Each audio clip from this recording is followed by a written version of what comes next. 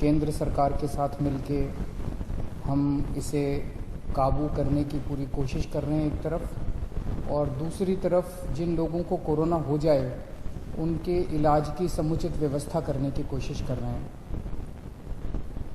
आज दिल्ली में लगभग 25,000 एक्टिव केसेस हैं।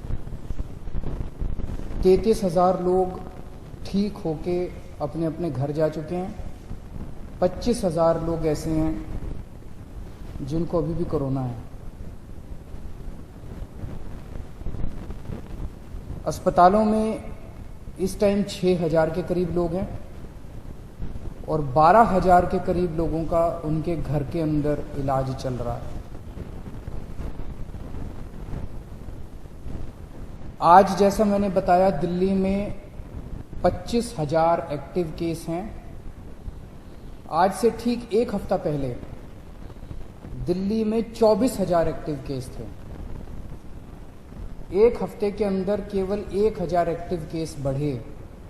इसका मतलब लगभग जितने लोग बीमार ठीक हो रहे हैं उतने ही लोग बीमार हो रहे हैं। एक तरह से फिलहाल ऐसा लगता है कि थोड़ा सा स्टेबलाइज हो रहा है। पिछले दिनों में हमने टेस्टिंग बहुत बड़े स्तर पे टेस्टिंग 3 गुना कर दी है। 3 गुना से भी ज़्यादा हमने टेस्टिंग कर दी है। बीच में लोगों को अपना टेस्ट कराने में दिक्कत आ रही थी। मैं समझता हूं कि अब आपको टेस्ट कराने में दिक्कत नहीं आ रही होगी। पहले लगभग 5,000 टेस्ट डेली किए जाते थे, अब डेली 18,000 के करीब टेस्ट डेली हो रहे हैं। बीच में कुछ लैब्स ने गड़बड़ी करने की कोशिश की थी। उन लैब्स के खिलाफ हमने एक्शन लिया, क्योंकि गलत काम तो किसी को नहीं करने दिया जा सकता। कुछ लैब्स ऐसी थी जो कि नेगेटिव होने के बावजूद भी पॉजिटिव दिखा रही थी जब उनकी चेकिंग की गई।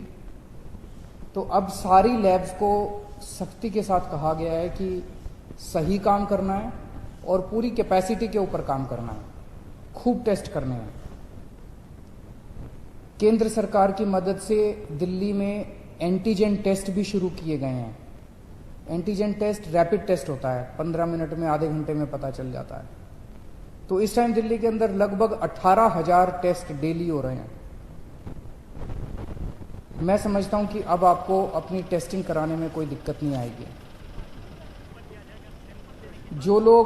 जिन लोगों का इलाज हम घर पे करते हैं, जो लोग माइल्ड होते हैं, कम बुखार है, थोड़ी सी खांसी है या कोई सिम्टम नहीं है, ऐसे लोगों का इलाज उनके घर में ही रह के किया जाता है। उसमें हम डेली, हमारी टीम उनको फ़ोन करती है, उनसे हालचाल पूछती है, बुखार तो नहीं हुआ,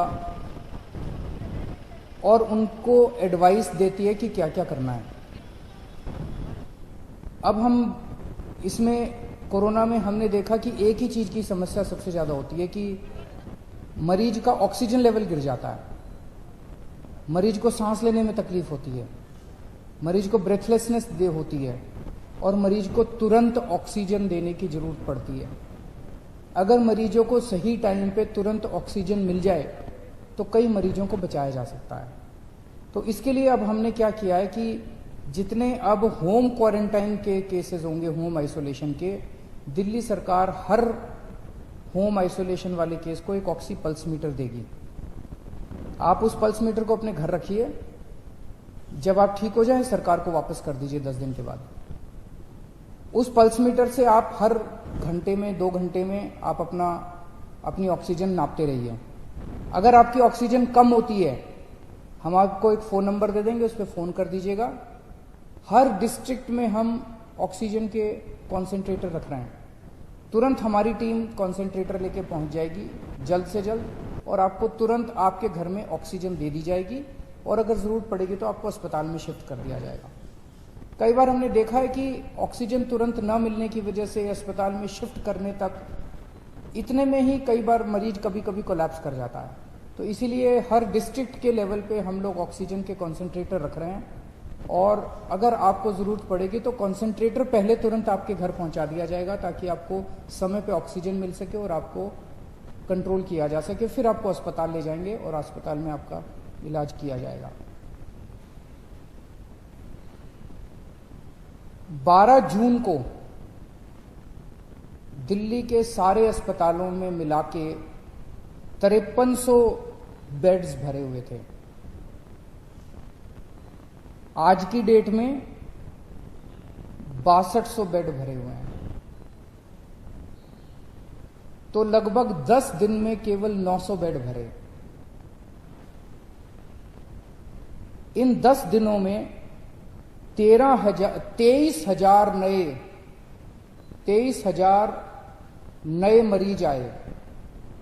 23,000 नए मरीजों में से केवल 900 बेड्स की जरूरत पड़ी, एक्स्ट्रा बेड्स की जरूरत पड़ी। इसके दो मायने हैं। एक तो ये कि जितने लोग अस्पताल में एडमिशन ले रहे हैं उतने ही लोग लगभग ठीक होकर घर भी जा रहे हैं, और दूसरा ये कि जितने नए केस आ रहे हैं इनमें सीरियस केस बहुत कम है। माइल्ड केस और एसिम्टोमेटिक केस ज़्यादा हैं जिनका हम घर पे इलाज कर रहे हैं। सीरियस केस बहुत कम है जिनको अस्पतालों की जरूरत पड़ रही है। तो लगभग बेड्स की स्थिति ऐसी है कि डेली बेसिस पे 150 एक्स्ट्रा बेड्स की जरूरत पड़ती है। उतने बड़े स्केल के ऊपर बेड्स की फिलहाल जरूरत नहीं पड़ रही है, लेकिन फिर भी हम हाथ पे हाथ रखे नहीं बैठे। मुझे बेहद खुशी है कि आज की डेट में एक तरफ जहां 6200 बेड ऑक्यूपाइड हैं, 7000 बेड खाली हैं। बीच में थोड़ी सी बेड की मारामारी हुई थी, लेकिन हमने युद्ध स्तर के ऊपर सारे अस्पतालों से बात करके सरकारी अस्पतालों में, प्राइवेट अस्पतालों में आपके लिए बेड्स का इंतजाम किया है। आज की डेट में 7000 बेड्स खाली हैं। इस दौरान हमें केंद्र सरकार से काफ़ी सहयोग मिल रहा है।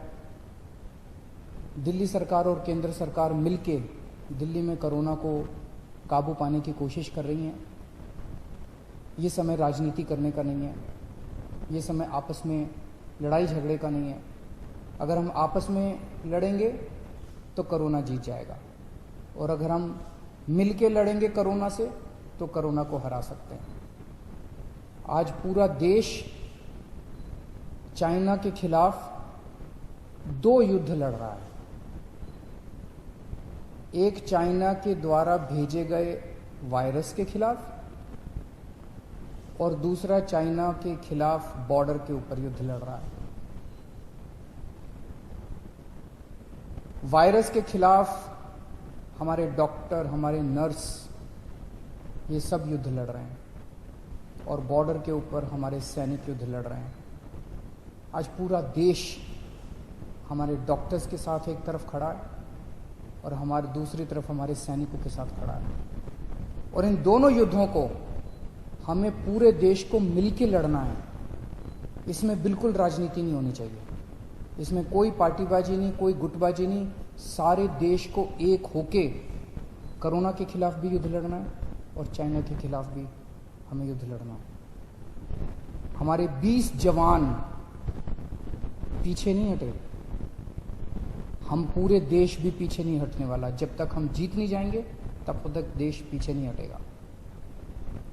जय हिंद।